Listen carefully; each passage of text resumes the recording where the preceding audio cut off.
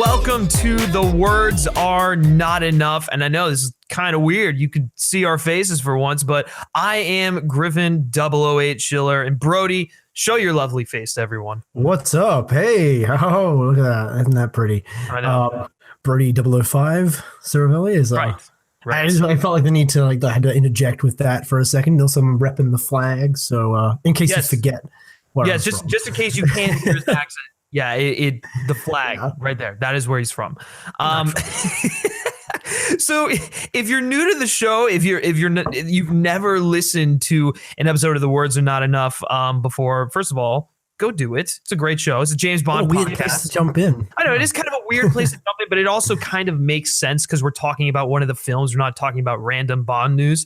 But anyways, True. We are a James Bond podcast. We talk about the movie news, we talk about the films, and we talk about all stuff like James Bond comics, ranking shit, well, you name it.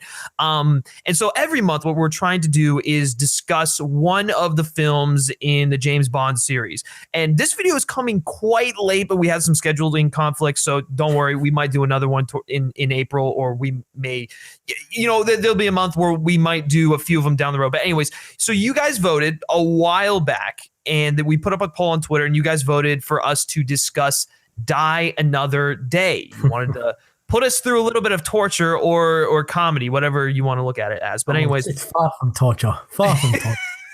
Right. We'll get into that a little bit later on. It's torture, but it's like the kinky, like BDSM type torture, where it's like, this isn't so bad. Yeah, I guess that is true. But put that on the box art. It's like BDSM. Yeah, that we'll call Die Another Day the BDSM of the Bond franchise.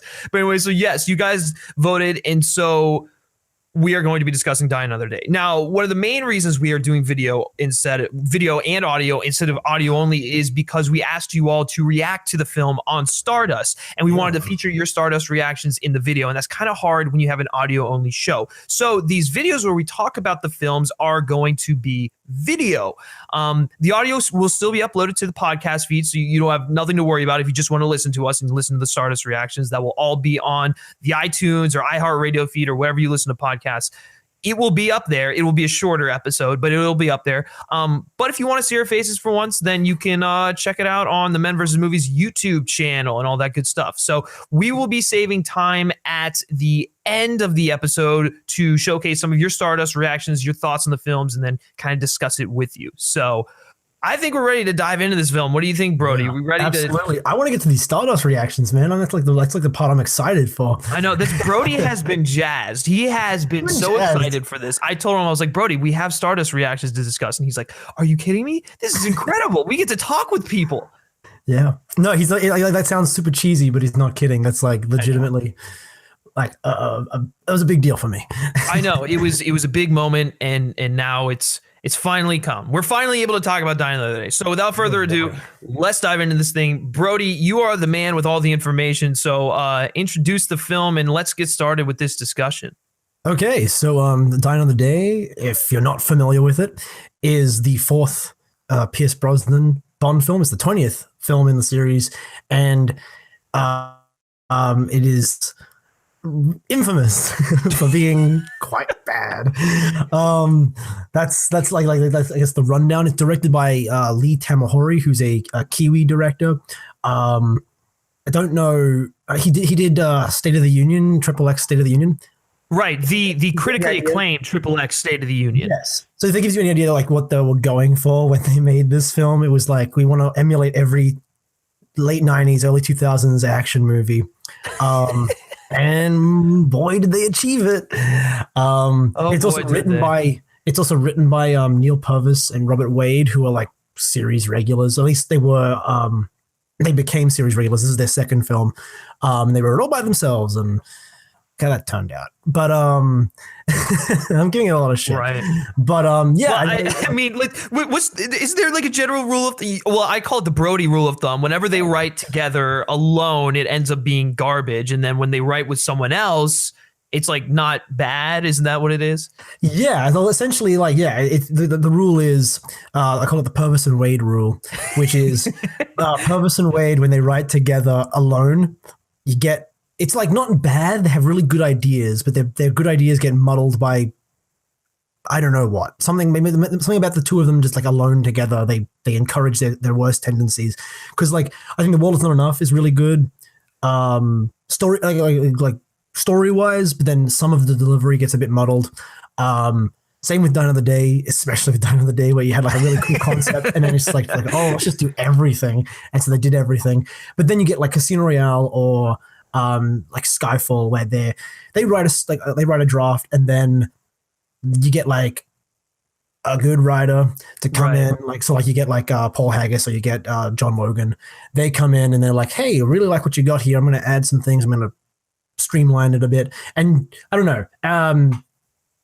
Yeah, and then like you've got films like like Quantum of Solace where there really wasn't too much like revision going on because I think Paul Haggis didn't get to finish his revisions before the strike happened, and then they were the revisers for Spectre, which I liked, but you can definitely see like some of their worst tendencies came back a little bit sometimes, and that's because they were revising John Logan's script. So who knows? But yeah. So this is their second. This is really the second time that they've written completely uninhibited by themselves, and really the only other time besides The World Is Not Enough. And yeah, it's probably for the best. Probably for the best that they don't write by themselves anymore. But yeah, and you can tell like they were into the franchise because there's a ton of references in there in the script, but it's just I don't know.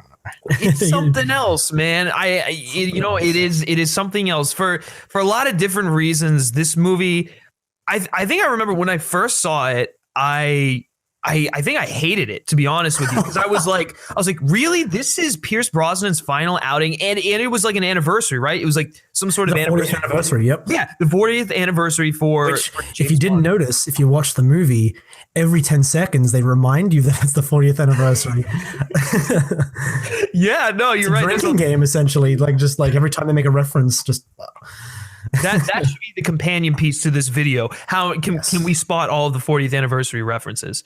I would actually really enjoy that. That would be funny. Yeah, no. But yeah, no. Anyways, yeah, this was the 40th anniversary, and I think for the 40th anniversary, most everyone can say that this was a big letdown. I think it's only on retrospect where we can go back and look at it and be like, it's not a great movie, but we had some fun with it. Like it's dumb and entertaining.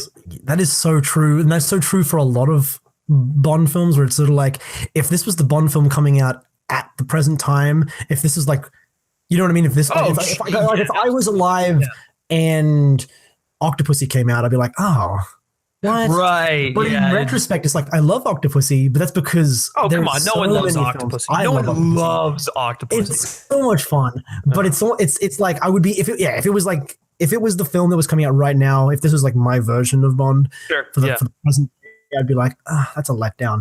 But in retrospect, there's so many of them. There's such a big back catalog that I can sort of accept. I can embrace the duds for like the elements of good that they have in them. Right. No, yeah, absolutely. No, absolutely, and I can understand that. It's just, I guess we should know, like when it did come out, it was just such an abysmal like letdown of everything. But there is stuff to enjoy in this film, and there's also some just like so ridiculous that you can't help but laugh and enjoy it.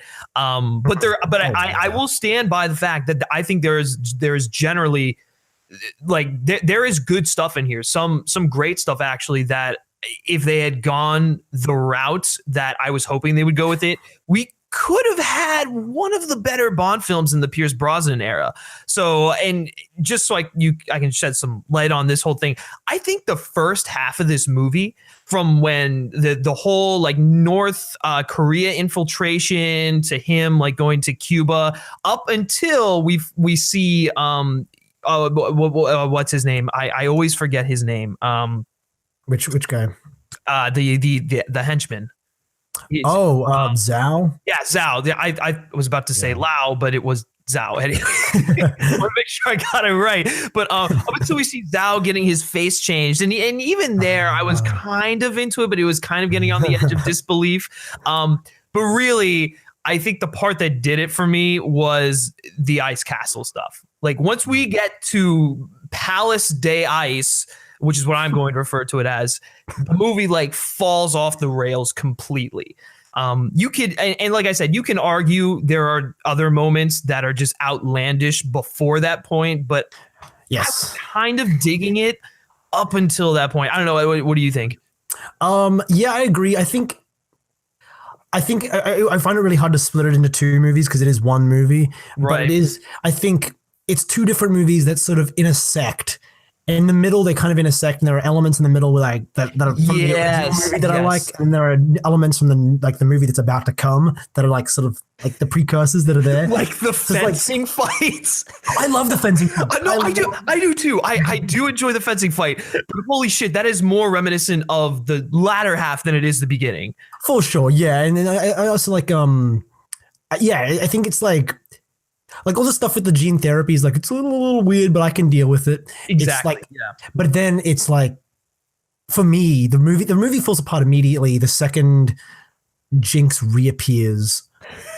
Like if she was just like, oh yeah, talking about the dive backwards when she like dives backwards into a blue screen and like just it's just like it must have been like a nightmare to shoot. But it just that whole scene, the way they chose to shot that makes absolutely no sense to me. It really baffles my mind. That's the first point where it's like, oh no, where's this movie going? Yes, CG. We will touch on CG later on. Back in the like it just reminds me every time I watch it. I remember I'm reminded of back in the day when everyone thought the NSA was the same thing as the CIA, and I'm like, oh yeah, they do the same thing. Like, yeah. So they're interchangeable. But yeah, the second she shows up, the second time, because even the first time, they have like one of the cringiest sex scenes. It's pretty, yeah. It's maybe we're jumping ahead. Maybe we're jumping ahead too much, but. How can you not dig into the meat? I don't know. We always want to go for that ice castle stuff, but I guess let's kind of just. The first half is though really good though. Like all the North Korea stuff is really interesting, and you could tell like in interviews that's why Pierce Brosnan was desperate for something like to chew on, and so like every time he would talk up. Like, oh, like we've got a lady like love interest who's the villain in this one, and then in this one we've got like North Korean torture, and like it's like he kept amping up all these things, right? They don't really pay out in the movie. You can tell he wants them to, but he doesn't have enough creative control as the actor to say, "Hey, the story should be about this." But I mean, there was great like contemporary stuff there. Like you were talking about the whole North Korea thing. That's a subject that we had never seen tackled in Bond before, let alone just like spy films in general. Like we tend to stay away from that sort of thing. We tend to just go straight for Russia because it's an easy target and it's an easy like thing that you can paint and people can grasp. But them going for North Korea and creating the villain, or I'm sorry, having a villain that was North Korean and their plot and everything like that was very interesting, and having him infiltrate North Korea and then shedding some light on the torture aspect of it, which I will say the opening song obviously is awful with Madonna, even though you can enjoy it outside of the context of the film. But what I will say I like about that is the torture montage. That was really creative, really well done, and it shed some light on some stuff that people may have gone through. Because you always hear stories about people getting captured there, or like, and I know this is separate from Korea, but like Vietnam soldiers, whenever they were captured in Vietnam, they were tortured and stuff like that. I would imagine the same sort of thing happened during the Korean War. So getting some of that was also really interesting. It was they like teased us with different stuff here that could have been. Not even just that. Like we've never really seen, because this is pre Daniel Craig. Right. We didn't really see Bond get tortured very much. No. He was interrogated. Yes. Like with the lasers and whatever. But we never actually get to see him tortured. This is like the first instance where it's like, oh, this is like physically strenuous. And no, it's brutal. Yeah. Yeah. So I think like, that even like on like a character level, because I agree it's very cool on like a storytelling, like I guess a meta way, but just for the character, that's a big milestone for the series. And you could tell like they were trying new things, like making the opening credits a part of the movie and all this sort of thing. Yeah. And it's all in service of a joke, essentially. It really is, because it doesn't matter. Like as the film goes on, they never talk about it again. They're like they never bring up the fact that he was tortured and almost died and was willing to sacrifice. They do once in the the underground, and he's like, that's what I was about to say. Right after he gets back, that's when they bring it up, which is the logical point to bring it up. But you would think that it would be something that would affect him throughout the course of the film, but it doesn't. You'd think, like, honestly, like, because I mean, you have this it's a really good exchange between M and Bond. Oh, it's excellent, because he's willing to sacrifice everything for his country. That shows you the kind of person that he is. Yeah, and her kind of cold demeanor about the whole thing, which I think gets better explained in the Daniel Craig films, better explored, I should say. But like, just the fact that she was coldly dismissing, like, that's your job, you know, what do you want us to do? Yeah. That stuff's really cool, but that you'd think the interesting place to take that in the second half of the movie would be like, okay, Bond has to grapple with the fact that he works for an agency that doesn't really value his life. Right. Yeah. But instead, he just sort of accepts it and goes, okay, I guess that is the job. Well, on to the next mission. And it's like, all right, that's fine, but it's like, it's weird that you got over it so quickly. It really is. And they make that big deal out of, like, him escaping and everything, but, like, he's escaping for and what? They also do this random reference to 9/11, where she's like, the world changed while you were gone. And it's like, okay. And so in response to that, we're going to go stop a supervillain with a giant ice castle, because real problems don't really matter. Like, right. Which I guess the movie was in production when that happened. But like, it's weird that they referenced it and then just sort of said, yep, okay, moving on. No, exactly. It's just that's just, once again, I'm going back to the point where it's like there was potential there, especially in the beginning. And like everything with the North Korea, and it just like flies off the rails. And you're right, there is that middle section where it's like you're getting some good stuff, but then you're not getting some good stuff. But let's move to the Cuban stuff, because we kind of like talked about some of the more laughable parts. With Hong Kong, real quick, I just want to mention. Oh yeah, sure, go for it. Before we get to Cuba, a little bit of trivia, I guess, with the Hong Kong bit is that Peaceful Fountains of Desire, the masseuse, was originally supposed to be Wei Lin from Tomorrow Never Dies. Oh my gosh! Because throughout the Brosnan year, they just kept trying to bring back Bond girls. They're like, "Well, we're gonna bring them back, I swear," and they never did. But apparently, she was supposed to be that, and getting Michelle Yeoh for this like tiny little cameo proved to be difficult. And it also ruins the whole, like, obviously both of them wouldn't pretend not to know each other and know that they're both spies, so they had to like sort of recast it as some random woman. But I think that would have been kind of cool if they'd rewritten that scene to sort of incorporate her a bit more, because I wanted to see them pull it off. I've wanted to see them pull off this whole return, bring back another like Bond. But they've never done it. They keep teasing us, but they never do. No, for sure. No, it would be something cool to see, like, just like a small encounter. It doesn't have to be much. Just like a quick brush in with her, make a quippy joke or something about like a night that they spent. I don't know. It's really simple. Anyways, all right, to Cuba. The next logical section of the film when they get to Cuba. Well, first of all, I do want to say that throughout this entire thing, I love David Arnold's score. David Arnold's score for this film. I was going to reference that. Damn it. No, well, I mean, it feels best to start referencing it in the Cuba stuff, because he really does bring that kind of Latin flavor to the Cuba scenes. But anyways, I go ahead. What are your thoughts on that whole section? Because this is, I guess, this is technically the middle part where we start to see elements from both sides. Yeah. So like, I really love. I mean, as a kid, it always confused me what was going on in that section, just because he kind of shows up and meets with the guy, the Cuban guy. And it was never really clear to me whether or not he knew this guy or not. Oh, I know. It's such like a weird encounter. It is very strange, but like, let's just assume that it's just a guy he's aware of that he's showing up to see, but they don't know each other very well. in that context, I really love all that stuff. I love how he goes to, I love how he gets to use the universal exports thing again. I love how he gets to go, like speak to the guy. He gets a revolver. He gets like an old car. And all that stuff's really neat. And that's kind of like the off the grid sort of stuff. Because like Bond, at this point again, hadn't really gone off the grid too much. At this point, it's sort of like, okay, when's he going to be back on the grid? Like every film is off the grid.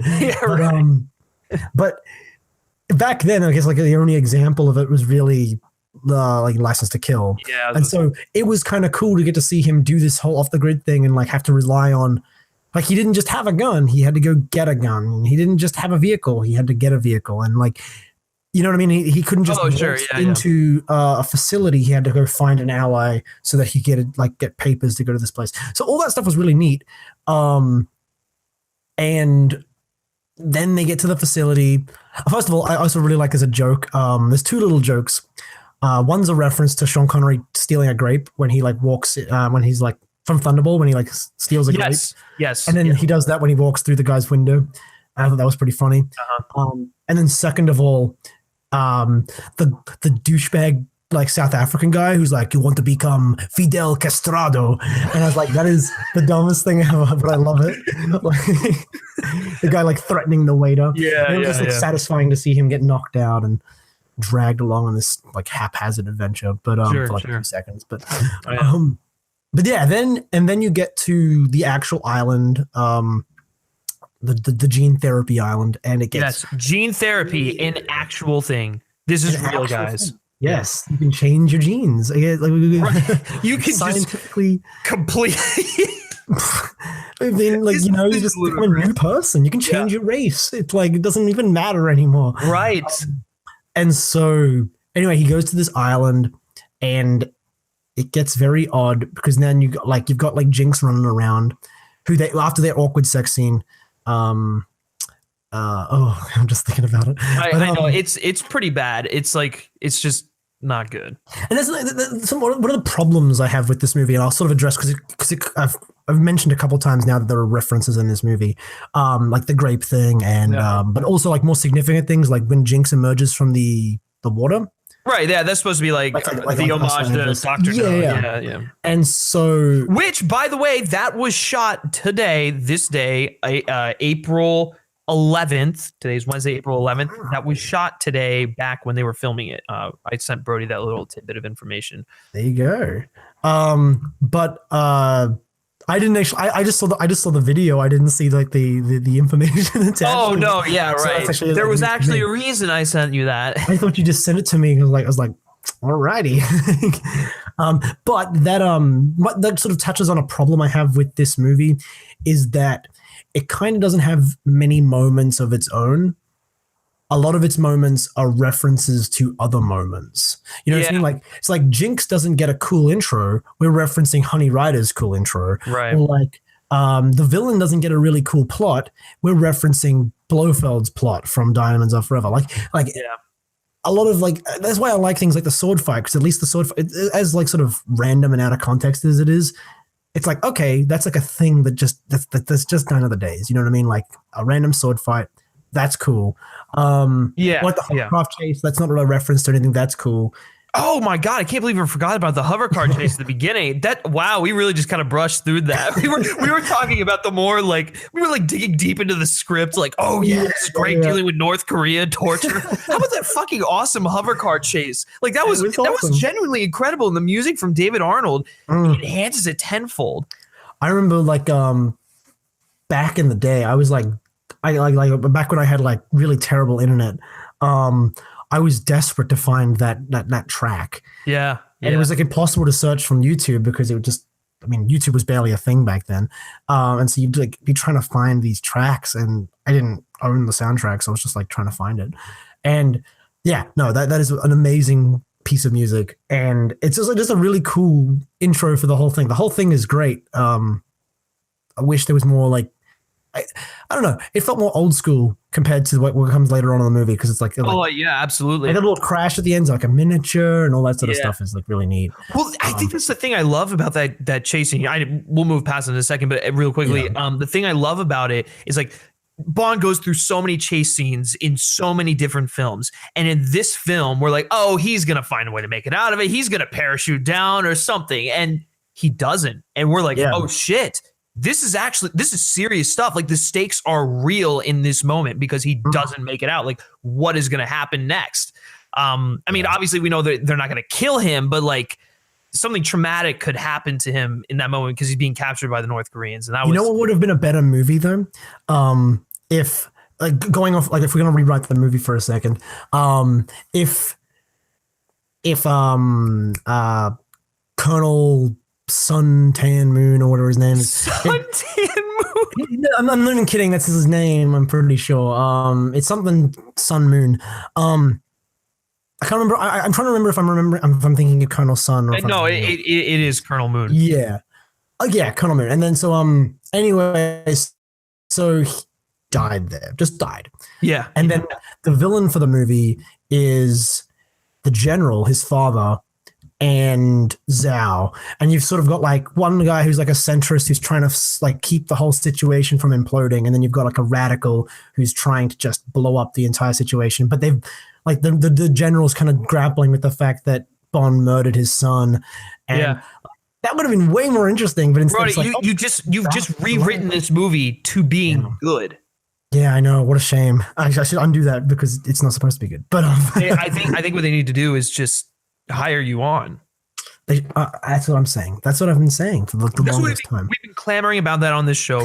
So, anyways, all right, let's move on. So we talked about the Cuba stuff, how ridiculous that is, the gene therapy. But I will say this one thing: even though it's so ridiculous, Zhao is a really cool looking henchman. Like I like the whole thing with the diamonds kind of like embedded in his face, because in that scene, that's where the explosion happens and the diamonds get in his face, if I'm not mistaken, right? Because when we see him in the ice castle, he has the diamonds there. But yeah, the guy with the expensive acne is right. The guy with the expensive acne. Oh, Jesus. But I sort of really like the idea of there being a henchman that Bond is like sort of like, because they're always disfigured, right? I like the idea that Bond disfigured him. That's it was different. Cool. That was different. That was kind of cool. Yeah, and that was a kind of cool. But he doesn't really get much to do after the Cuba stuff. Like, that's really all. He's really just a plot device so that Bond understands what's going on with Gustav Graves when we meet him. Exactly, and they introduce too many henchmen because then you've got like Mr. Kill, and you've got who's terrible, and then you've also got I would almost say that he's more just like typical Bond henchman than Zhao is. Oh yeah, absolutely. And then you've also got I mean, he's not really a henchman, but he's a goon. He's like oh yeah, right. He's a little I forget his name, the Russian guy, the little Igor like guy. He's like, oh yes, master, we must do the race. Like, what the hell?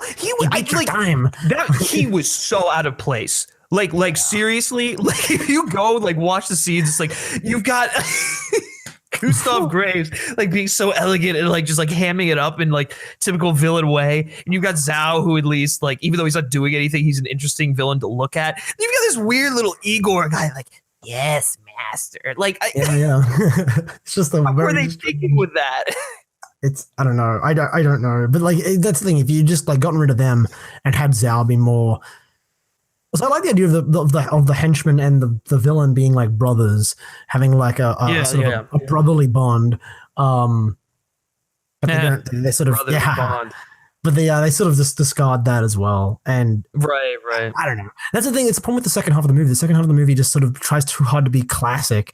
That it sort of. Well, that's why I almost consider this film two films. Like I said, the first half being, for the most part, promising with some mixed stuff. The second half just being completely ridiculous, like full on Moonraker ridiculous, which we keep referencing it. So we might as well move forward. Anything you want to touch on before we move on to the last half? You want to talk about?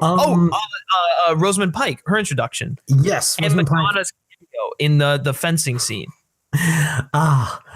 God, yeah. They had to put her in the movie. They had to because having the theme song to the film wasn't enough. No, I mean, we should, of all people, should know that nothing is ever enough. Once an episode. But no, yeah, the Madonna cameo is one of the worst things ever, and then it's followed up by an awesome sword fight, which is then followed up because we get like a little intro to Miranda early on when Gustav Graves like parachutes down, And, right, which I have to say that is a pretty awesome introduction for him. Even though he's like a really cheesy villain, like I like his. I like him in general. I think like he's. Oh yeah, he's a good villain. It's just yeah. And then they also like they just like he's a quip machine, which is unprecedented. He's like just constantly like well, I never get mad. What's the point? Like no, I'm gonna tell you, like I think the reason that is just because of Toby Stephens. Like Toby Stephens is the sole reason why this character works. Absolutely, yeah. But anyway, just like a real quick little aside. At the end of the sword fight, which is fantastic, well choreographed, just intense. And then at the very end, when like he's got Bond and he's like, oh, Bond's got him and he's ready to like sort of end it. He goes, I just when like Miranda interjects, and then the best thing in the movie is when Gustav Graves just sort of stops and goes, ah, ha, ha, ha. And I know it's just like after this like sport Miranda, and it's like the funniest. I quote it probably more than anything in any Bond movie. Oh my god! Just a little sport Miranda. Like I love it so much because it is so strange. His delivery is so strange. It is like his character is the definition of passive aggressive. Like like and it's to the extreme, to caricature levels. He's just like so bitchy, and it's great. Oh, I know. And, I know. But yeah, no, that like, and then Miranda's introduced, and then you find out like, oh, she's working for MI6, and it's like, oh, what's going to go on here? She couldn't possibly be a traitor because the last like 2 movies haven't had this exact same dynamic. We're like, one's a bad guy, one's a good guy. Like, the woman that Bond lusts after is usually the one that takes him down, or is a traitor. And then they, especially in the Pierce Brosnan ones, they had like this really bad habit of just having like good girl and bad girl, and like sometimes they would like pretend like the good girl was actually a bad girl and the bad girl was actually a good girl, and like it never tricked anyone. But, no, they were all predictable in that regard. Well, especially like after you introduce Jinx, clear with that intro, I mean. Obviously, she's the Bond girl. Like, what are you gonna try and dupe us by throwing in Miranda in there? Like, come on. And it's the thing. It's like, and then even like looking at star power, like, oh yeah, Halle Berry's gonna be the bad girl. That's like, I don't know. No. Rosamund Pike, hands down, bills over Halle Berry in 2002. No, 2002. Of course. But yeah, no. So that's the thing, and like, it was really predictable, but. I don't know. It was fine. She's actually pretty good. Especially when she turns, she actually becomes very enjoyably camp. Like I think her and Toby Stephens really like sort of embrace the whole like, okay, we're just going to be goofy about this. They do, and if the whole movie had been like that, it would have been like so much better. It would have been great. But unfortunately it's not. So let's start digging into the last act, the part that everyone makes fun of, the part where it loses literally everyone. But also the part that is so stupid that it's enjoyable to watch. I mean, am I wrong? No, absolutely. I think like, yeah, it gets ridiculous when like the second he like unveils Icarus. The second they do like the early 2000s like the speed ramp, like the boom boom, and it's like him in the car driving. Dude, we need to talk about that for a second because this movie is filled with speed ramps. So many speed ramps. Well, as a kid, I studied all the Bond like featurettes. I guess I watched them repeatedly. Yeah, and so I remember the Die Another Day ones. Are quite funny because everyone is deluded into thinking they're making something cool and edgy. Oh, that's right. You need to explain about this because this is going to touch on the CG and like some of the other stuff they did in there and like their entire outlook on how they made the film. Yeah, and so we've got like at first we've got like I'll talk about the speed ramps because this is the first film Bond film directed edited by an American, and he wanted you to know about that. He mentions it, and then like he explains why he was hired, and he's like, "Oh, I used to work for MTV, and they wanted like an MTV flavor for the movie." And it's like, yeah, I can tell because like every other scene is like, yeah, we're trying with these speed ramps. It's just like it kind of gives it this cool modern twist, and it's like those aged so quickly. Ladies and gentlemen, this is just like a remnant from the old worlds of the early 2000s. It's kind of crazy. And then like on top of that, they were also very proud of the CGI in the film, particularly the giant wave. When Bond goes surfing, he goes surfing, and it's like also just gotta love that foreshadowing when he surfs at the beginning of the movie, and then it comes in handy at the end when he needs to know how to surf. And he's like parasite. I don't know.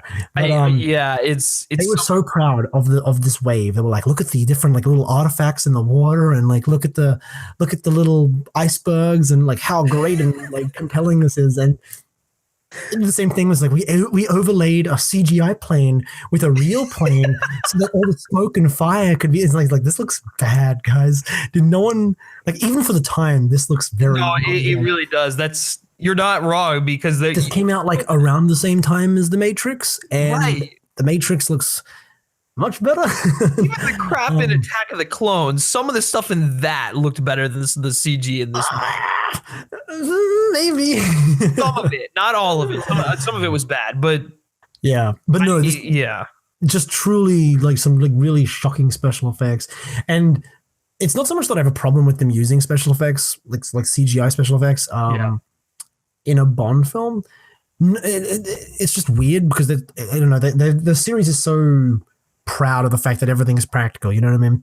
Yeah. And then for this one, it's like, not just in regards to the CGI, but in regards of everything, they just sort of said, okay, 40th anniversary, we have to change everything, and it doesn't matter if it's like a conscious good decision. We're gonna do it because 40 years. And it's just like 2000s, and we want MTV, and we want to do Mission Impossible numbers. We want to do this movie is very like MI2 inspired, whether you want to believe it or not. And that's because I mean John Woo did that movie, and obviously they were drawing inspiration from him, but like it's so very just weird. Yeah, they want to do like those big like early 2000s action blockbuster numbers, and so they're like, okay, well, what do they have? They have CGI, and they have crazy over the top action, and they have all these the big stunts, and Bond had the wave surfing. Yeah, and they're all edited like a music video, and like they've got like I don't know, it's everything like we got Madonna to do the song because in our 40-year-old heads, Madonna is still very popular in 2002, and like. I don't know. It was just everything about it was just so artificial and commercial. I know these films aren't commercial because they are, but there was always like a sense of sort of. That's why I kind of like people say like the pandering with all the classic stuff and the new Craig movies is kind of much, but at least it's true to what it is. These films are kind of old school. This movie was like an old person trying to be hip and cool. It really is. People, and it was just awkward, and especially Pierce Brosnan. Pierce Brosnan was like his mid-50s at the time, and he's macking on, well, both of them. They were both probably in their like late 20s at the time or something like that. I'm pretty sure Halle Berry was in her late 20s. I'm pretty sure Rosamund Pike was in her early 20s. oh yeah, right. No, duh. Sorry. Yeah, she was definitely in her early 20s. So it's still weird. So a little bit of the Roger Moore effect there. Not quite as weird, but not quite as big. Yeah, Pierce Brosnan kind of aged a little bit less immediately. Immediately, right? Yeah, right. But so I mean, pick your poison. Like this ice castle thing? I mean, he gets to the ice castle. There's like a ball, and they're playing "Die Another Day" in the background. We've got James Bond with the invisible car. I mean, like it's just like the laser. What is it? Project Icarus. We're just like gonna harness the power of the sun. Like what? Who is this? Like Dr. Octopus from Spider-Man 2? That's exactly what I was thinking of. Yeah, the power of the sun in the palm of my hand. Oh my god, it's ridiculous. There's some cool chase scenes, like the chase scene when he's running on ice, and the I'm not running, but he's driving on ice, and it's got like the Icarus beam like barreling down on him. Like that's exhilarating. It's fun to watch. It's dumb action, but like that's about it. Like there's no stakes involved. It's just It just kind of like gets more and more absurd, and that's the thing. Like it just loses all restraint. Like like when Icarus like lands on the when it like shoots the laser down on the DMZ, and it's just like this the fucking explosion. It's like clearly someone watched some Independence Day. Yeah, and it's like, and then you've got this like the one-on-one fight with between the girl fight, the classic early 2000s. Oh yeah, when they get in the plane, we separate them into two fights, so we can have two. Yeah, nice. It's like because we can't have the girl fight a guy, and we can't have the guy fight a girl, right. So we're just gonna, even though Jinx has absolutely no relationship with Miranda she Frost. Just kind of like she just kind of like winds up in the middle of this mission. Like there's no point. There's no stakes in it at all. Yeah, and she's like, and then she gets to deliver the classic badass early 2000s girl line where she's like, "Read this, bitch." And right, and then she kicks a knife through a book through her, right? Which is like the knife wasn't even that long, so it probably would have just like cut her a little bit. Like, "Oh, I'm fine." she probably wouldn't have died. She probably wouldn't have died. Actually, the best speed ramp in the movie is when Gustav Graves kills his dad, and then there's a random speed ramp when his dad falls into his arms. It's like that did not need to be there. Let's talk about that for a second. The whole reveal when we find out that Gustav Graves is actually Colonel Moon, which was, they just kind of did it. It's not like they were like building up to it, which I kind of appreciated. They didn't make it this whole big deal when we kind of knew after the Cuban thing, like, oh, okay, so the bad guy from the beginning isn't dead. Yeah. So I was appreciated that they didn't make a big deal out of that. But the thing that I think they undercut a little bit, they didn't really play out to the extent, was when his father finds out his son is still alive, and then they just like kind of just like, man, kill him. Like it was just, there could have been like something really cool there for Gustav Graves' arc. And for it to kind of like make it come full circle, I guess a little bit, because I mean by this point the movie's way off the rails, but it just they never really did anything with it. Like the father was just like, you're not my son. Like okay. Yeah. It's also really like, since we're comparing, I compare this movie a lot to The World's Not Enough, because they're both written by Purvis and Wade, and it was the previous one. So it was the previous one as well, but like it's just very odd how similar they are. In terms of like, you've got like, because you've got like this father child relationship that is present, and it's weird that they both commit patricide. It's like, it's very, very odd. The back to back, the same writers did the exact same like sort of villain plot device. You probably could have explored that. Like, I mean, we know they're capable of exploring it because Elektra at least has some sort of relationship. Like resentment, and that goes back to me standing by the fact that I think actually the world is not enough. It's a great film. Like, not great. It's good. There's like cheesy moments in it. But as far as the Brosnan era goes, it was probably my second favorite one. I'd agree with that. Yeah, and this one sort of takes. It's almost like an alternate Bizarro world version of The World Is Not Enough. Oh, it is. Because it kind of just takes all this strange, like all the potential, all the dark stuff, and it's just like, actually, we're going to do this very strange movie. And not that it's bad, it's just very strange. It's strange that they chose to do that. It's consciously chose to do that. Right. But it is a lot of fun. There's so many little quotes and moments. It's like, we don't, like, yeah. Oh, no, go ahead. You're right. I thought you were going to say there's a lot of great, like, action moments, because that's all I generally think of. But you're right. There are a lot of like nice, like quippy dialogue moments and whatnot. And I was just going to briefly bring up the car chase when they're going into the palace when Zhao ultimately dies between the was it Aston Martin and the Jaguar? Yeah.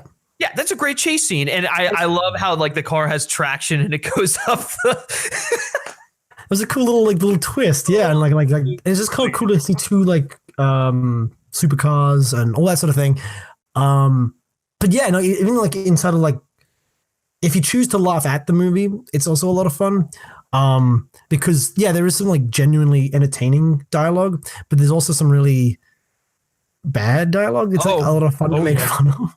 Like, just like consistently everything that happens. Like, I love, what's his name?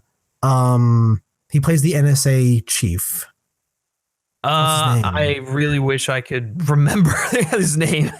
He's an actor I'm familiar with, but I'm just like, give me a second. I'll find his name. But anyway, was it Michael Madsen? Michael Madsen, that's him. Yeah. Dude, I always forget he's in this movie.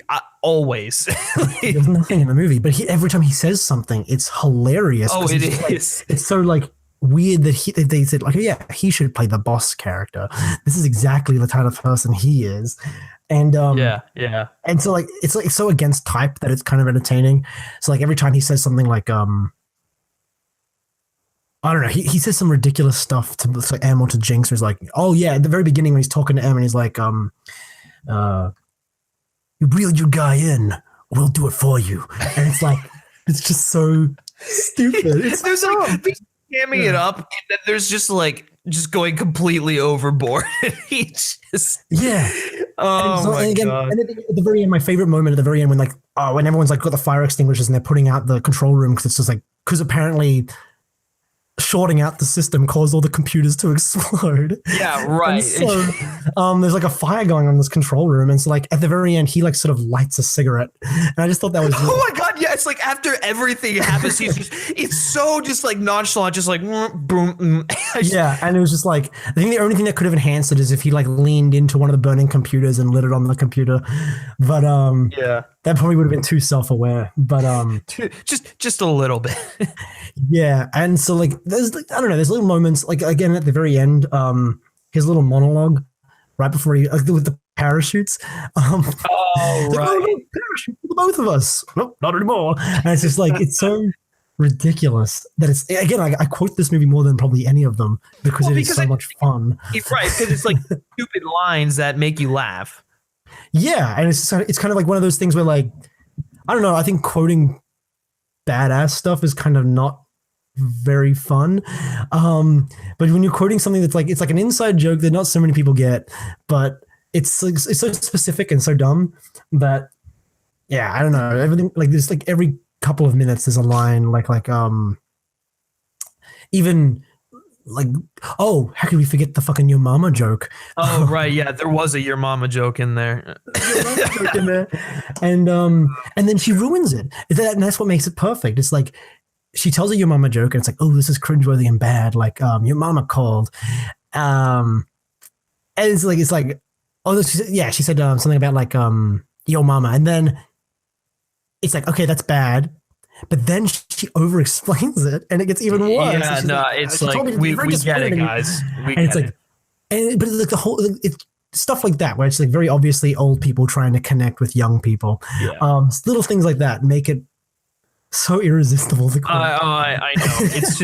It's just one of those weird movies that happened. And there's stuff you can enjoy in it when you look at it from a stupid point of view, but then there's a time capsule, man. That's the perfect description for this movie. This movie is a time capsule. It really is, of the year 2002. So we've basically gone through the movie. So Brody, just give your closing thoughts on the film before we dive into Stardust reactions. Yeah, no, I genuinely enjoyed this movie in like so bad. It's not even so bad it's good, but it is so ridiculous that it's fun.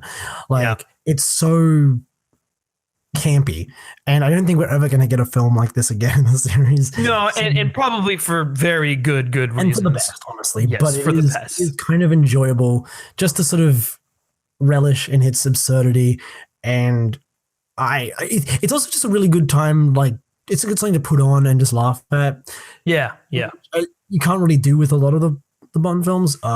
Even like some of the bad ones, even though I enjoy them, like you couldn't put on Man with the Golden Gun, even though I like it, and laugh at it. I think some people would like question your taste in movies. Like if you're over at a party, you put on the Man with the Golden Gun, like, whoa, this guy's really out there. Yeah, and it's like I appreciate that movie, but I realize it's dumb, and it's not dumb enough that I think other people would find enjoyment in watching it with me. But you put Die Another Day and it's like, okay, it's like a base level of dumb where everyone can sort of get in on the joke. And yeah, I don't know. I kind of appreciate that. Also, it's responsible for my long-standing, like one-sided feud with Halle Berry. Yeah. Not very talented. And this movie shows you everything you need to see. Yeah. Yeah. But, no, go ahead. I was even in Kingsman, she wasn't that good. Her limited time in Kingsman. That's right. Yeah, no, for myself, just kind of put a cap on this. let's just call it as is. It's not a good movie. It's not even a good Bond movie in some regards. There is promise of great stuff in there that unfortunately doesn't pan out the way it goes. It's a disappointing 40th anniversary film. It's a disappointing send off for Pierce Brosnan. But with all of that said, I enjoy watching it. Like it's just one of those bad movies that is enjoyable to watch because of how stupid it is, how ridiculous it is, how over the top and hammy the villain is, how nothing makes sense in this movie, but you just deal with it. And you know what? If you're ever in the mood to just watch some dumb, mindless fun that has charming performances from Pierce Brosnan and so forth, then yeah, absolutely, man. I'll throw it on. But as far as ranking it among the Bond films, my God, it's at the back of the pack easily. It's just absolutely. And I think I sort of quickly add, because I've mentioned this before on the podcast, but I think I should probably mention it here just real quick.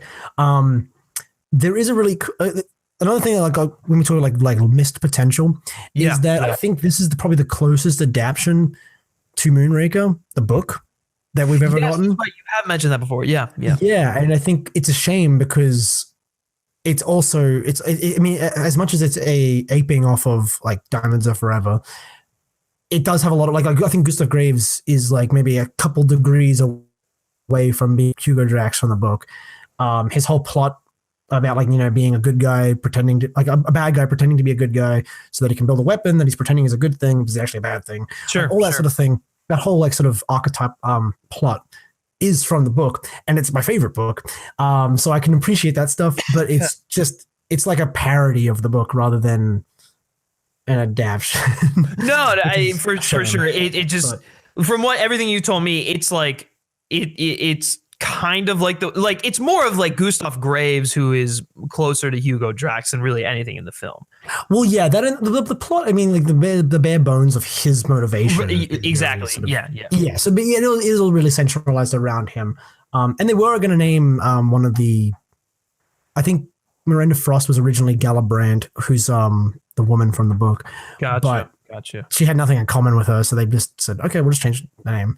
But yeah. For sure. Oh, worth noting. Yeah, no, absolutely. Nice little tidbit of information there for you. All right, let's dive into some of these Stardust reactions. I'm going to pull them up here. And thank you all, first of all, for reacting to this. This is going to be great fun to have a conversation with you. Now, Die Another Day was one of the very first James Bond films I actually watched in theaters. And having that opening song played by Madonna, it was going to be an interesting ride. And coming out of the theater, I had a blast with this film. After watching it several times, it's not as strong as a James Bond film, and not the best Pierce Brosnan film either. Having Rosamund Pike in it's fun, and I kind of thinking about it now is, wouldn't Castor Troy, played by Nicolas Cage in Face Off, be a perfect villain in this film? Because it's kind of the same kind of story. That's actually a really good point. Yeah, that is a good point. So that thanks Adam from Almost Sideways for sending that in. Yeah, you know, he said it was like one of the first Bond films he had. You know, we first watched it, he liked it, but then it's kind of like the reverse actually of us. He was like, he first watched it, he liked it, and then like we years later down the road, we're like, oh, we can kind of enjoy it. But nice little tidbit there with the Face Off reference. The Face Off things, that's so funny and so true. I actually never like. Yeah, it is basically Face Off. Yeah, it really is. All right, let's get to another one here. Die Another Day. This is a pretty fucking terrible James Bond movie. Thank God Daniel Craig took the helm of James Bond after this goddamn movie. This movie is absolutely absurd. It's very dated. The action doesn't really work for me. I actually enjoy Tomorrow Never Dies and World's Not Enough better than this film. Rosamund Pike and Halle Berry, they look good in the film, but it's ridiculous, it's cheesy, it's corny, and not in a good way. Yeah, that about sums up everything we said. Am I right? Well, except for the action. That's yeah. Thanks Jay for sending that in. Always appreciate your support for the channel. It's good stuff. But I mean, you're right. Rosamund Pike and Halle Berry are really just there for eye candy, unfortunately. Oh, absolutely. Yeah. I mean, that's like a Pierce Brosnan era. I mean, that's a Bond thing in general, but like they really for sure. Yeah. Like in the 90s, they could have just amped it up, and they were like, "Oh, we're gonna have two women now because that's two women." You know what I mean? And like it got like really again, like I said, commercialized. It was very like sort of churning them out. Yeah, for sure. We got a few more here. Die Another Day, a film that I've had the opportunity to watch in the cinema when it came out. I've bought the album. I was a film geek at that point. I was very young, and Pierce Brosnan was the James Bond that I grew up with. Although The Word Isn't Enough is my favorite Brosnan film, okay, GoldenEye, classic. I'm not even putting it in the category. It's a film on its own. Die Another Day was a very pleasant film to watch. Enjoyed it in the cinema, and generally it was a good Bond flick. Yeah. So, but yeah, I think that's a fair point. That's kind of the other end of the spectrum. Someone who really, really enjoyed the films, grew up with the Bond era and all that good stuff. I agree with you. GoldenEye definitely is in its own category, separate from the other ones. The World Is Not Enough being the second best one, but you know, you're not wrong. There's stuff to enjoy in this film, and if you just take it at face value as being what it is, then you can have a lot of fun with it. Yeah, no, I totally agree. I know plenty of people who do. I mean, I'm one of them to an extent. Yeah, it's kind of just it's very emblematic of that era of the franchise. So like we were just saying, so like I guess if you're a fan of that era, then it's just an amped up version of the rest of his like sort of 4 films. Yeah, films. Absolutely. All right, got 2 more here. What do you think is a good story for the next 007 story? Well, maybe like a fight scene, perhaps done with lasers? Oh yes, very nice. A car that you can't see? That's genius! Why didn't we come up with that sooner? Ah! But only one thing, what if the story is not good? That doesn't matter. I mean, they will love it. Right? This is just one of the worst James Bond movies ever made. I mean, what the hell? I'm gonna talk spoilers. I'm sorry. I mean, James Bond and he surfs on a tsunami. I mean, what the hell? And he has a laser fight and a sword fight and the beginning, all the fake explosions and the slow-mo, awkward and just what were they thinking? That also kind of sums up a lot of our thoughts too. I appreciate that's a little inside view into the Purvis and Wade's writing process. Yeah, the perfect little sketch there. No, you're right. The ridiculous stuff at the end.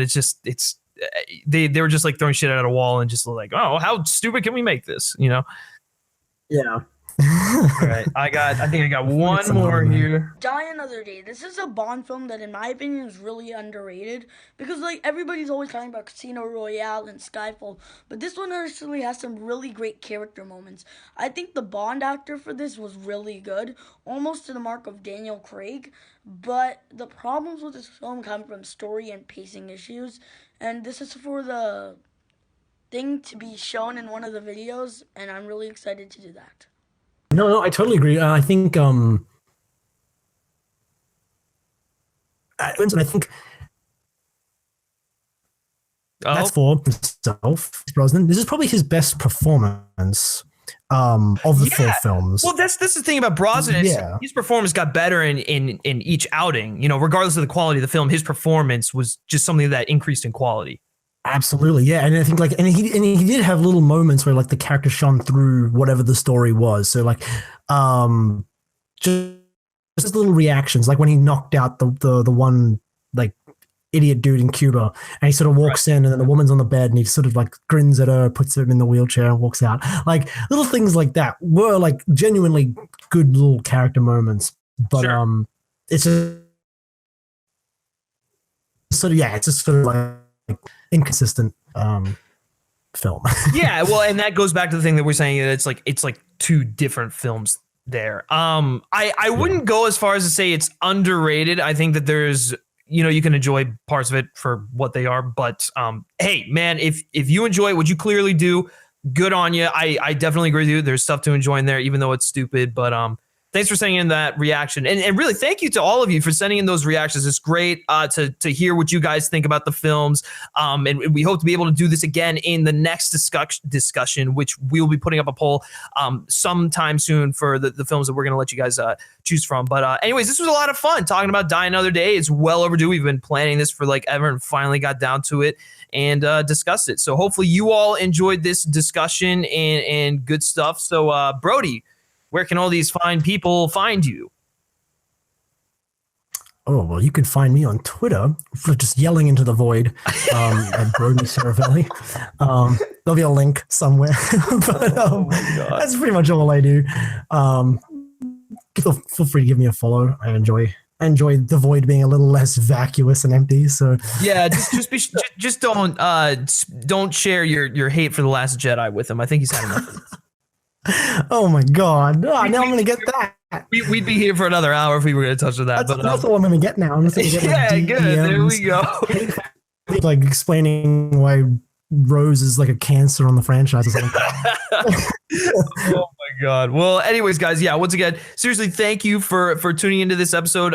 If you don't already, be sure to head on over to iTunes or head on over to iHeartRadio, wherever you listen to your podcast, and drop us a rating. A review seriously helps out the podcast. It's the way we can get noticed more. It's the way that iTunes can notice us more. So links are in the description down below. And like we showed these Stardust reactions, be sure to follow me on Stardust at G Schiller, because Brody doesn't have his Stardust yet. I'm going to be posting like little announcements on there about the next features and all that good stuff. But also, if you're interested in my initial thoughts on films and whatnot, you can follow me on there. And if you don't have the app, there will be a link in the description below where you can download it. Be sure to subscribe to Men vs. Movies, like us on Facebook, follow us on Twitter, all that good stuff. And lastly, guys, if you like me specifically and you like what I have to say, you can always give me a follow on Twitter at Griff Schiller. Always mess it up. I really always mess it up.